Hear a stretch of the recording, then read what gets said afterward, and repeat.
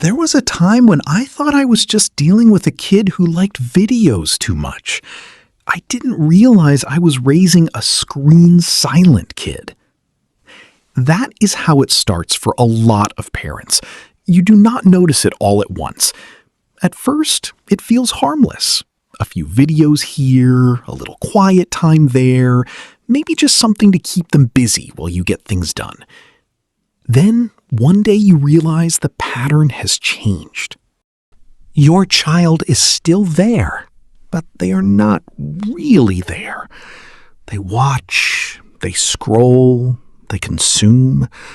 But when you try to talk to them, it feels like you are reaching somebody who is half a step away from the room. That isolation is what defines a screen-silent kid.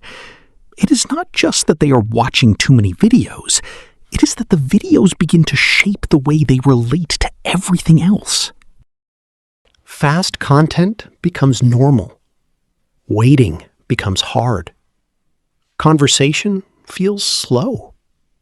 Family life starts to feel boring compared to the speed of the screen. And then parents do the thing we all do at first.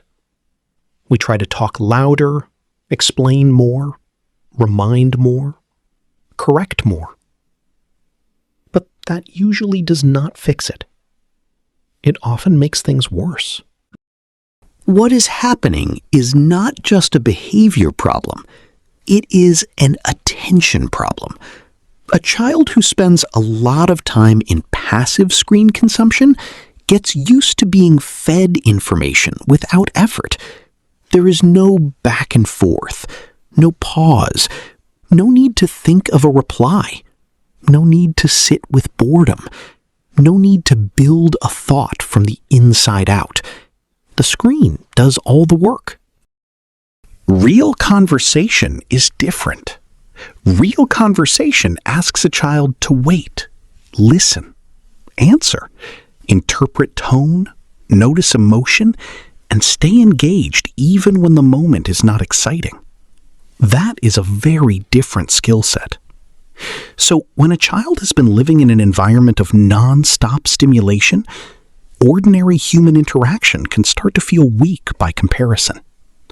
Not because the child is bad, not because the parent is failing, but because the attention system has been trained one way and the family is trying to operate another way. That is why the answer cannot just be take the screen away. If you only remove the screen but do not replace the habit, you usually get resistance, anger, and power struggles. The better approach is to rebuild the environment. Start with the simplest rule. Screens do not belong everywhere. Meals should not be eaten with videos in the background. Family time should not be interrupted by autoplay.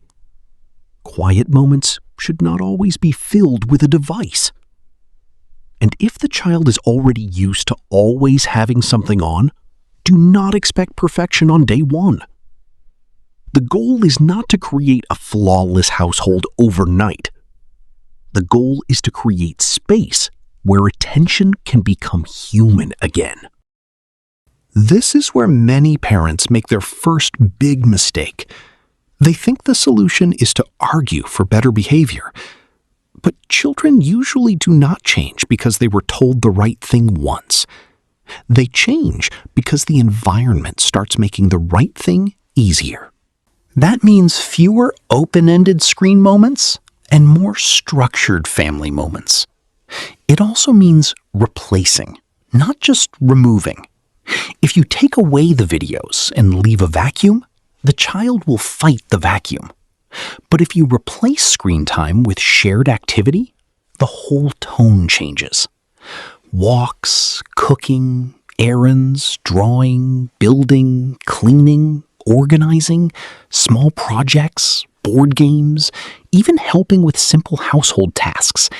These things create natural conversation without forcing it.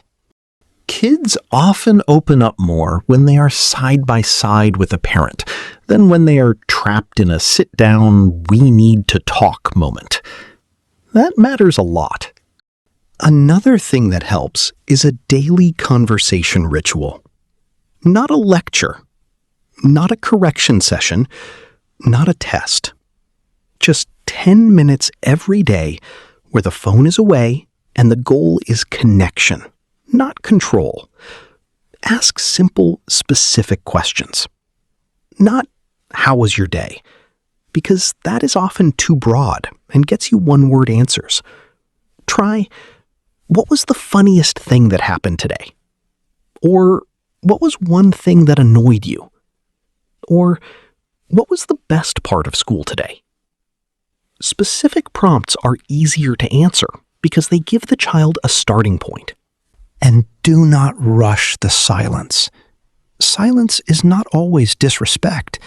Sometimes it is just a child who is not used to using their attention this way anymore.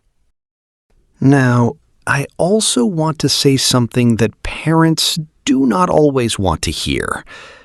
The home has to model what it wants the child to learn. If a parent is always half available, always checking the phone, always responding to notifications, always splitting attention, then the child learns that divided attention is normal. The child notices. They may not say it, but they feel it. If you want your child to tolerate conversation, you have to create moments where attention is not fragmented. That does not mean parents must be perfect. It means the family culture should show that people matter more than devices.